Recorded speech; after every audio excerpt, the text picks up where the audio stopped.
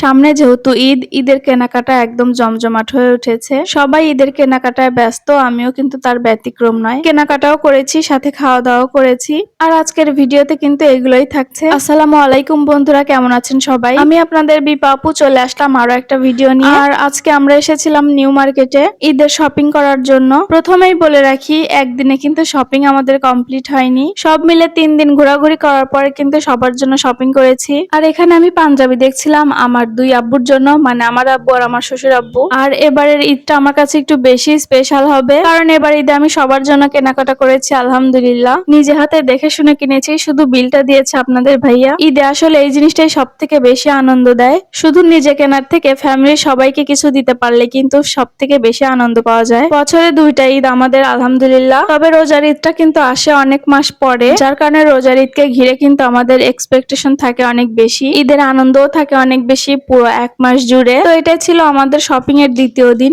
আর দ্বিতীয় দিনে আমরা সাভার থেকে কেনাকাটা করছিলাম। প্রথম দিনে শুধু পাঞ্জাবি আইটেম গুলো কিনেছিলাম সবার জন্য, আর এখান থেকে বাকি সবার জন্য নেওয়ার চেষ্টা করব। যদিও চেয়েছিলাম আজকের মধ্যেই সবকিছু কেনাকাটা শেষ করার জন্য, কিন্তু আসলে সেটা হয়ে ওঠেনি। আর এই তো রিফান দেখুন কি সুন্দর করে বসে আছে, তবে এটা শুধু অন ক্যামেরাতেই, অফ ক্যামেরাতে যে কি পরিমাণ জ্বালিয়েছে সেটা না হয় আজকে নাই বলি। আর এই তো আমি ভিডিও করতে করতে আমার নিজের কথা একদম ভুলেই গিয়েছি। এখানে আপনার ভাইয়া একটা টি শার্ট দেখছিল তার ফুপার জন্য। রিফান আর আমি এখানে একটু ভিডিও করে নিচ্ছিলাম মিররে। আসলে ছেলেদের আইটেম আমি তেমন কিছু বুঝি না, তাই এখানে আমার ভিডিও করা ছাড়া আর কোনো কাজ নাই। আপনাদের ভাইয়াই দেখে দেখে নিচ্ছিল কোনটা ভালো। তারপর চলে আসলাম আরো একটা দোকানে, যেখানে আপনাদের ভাইয়া একটা শার্ট দেখছিল। শার্টটার কালারটা অনেক সুন্দর ছিল, ওকে আসলে হালকা কালারের মধ্যে ড্রেস পরলে বেশি সুন্দর লাগে, তো এখান থেকে এটা নিয়ে নেয়। সবকিছুর আসলে এত বেশি দাম, মধ্যবিত্তদের জন্য আসলে কেনাকাটা একটু কঠিনই আলহামদুলিল্লাহ, কারণ আমরা সবার জন্য কিছু না কিছু কিনতে পেরেছি, এটাই অনেক। আর এটা ছিল লাস্ট দিন কেনাকাটা। তো এখানে কেনাকাটা শেষ করে কিন্তু অনেক ক্ষুধা লেগে যায়, কারণ অনেক রাত হয়ে গেছিল,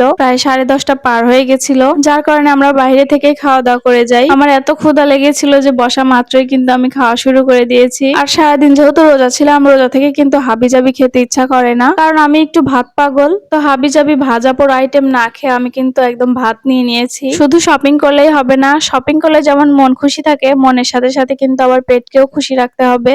আর ক্ষুধার সময় আপনি যে খাবার খাবেন সেটাই কিন্তু অমৃত মনে হবে। তারপর যদি আমার পছন্দের চিংড়ি থাকে তাহলে তো কোনো কথা নাই। তো আমি শুধু খেয়েই যাচ্ছিলাম, আর চিংড়িটার কালারটাই কিন্তু অসাধারণ ছিল, তারপর খেতেও ছিল অসাধারণ। তবে ঝালটা একটু কম ছিল, যেহেতু আমি ঝাল বেশি খাই, তাই আমি আবার এক্সট্রা কাঁচামরিচ দিয়ে খাচ্ছিলাম। কাঁচামরিচ দিয়ে খেতে কিন্তু আরো বেশি দারুণ লাগছিল।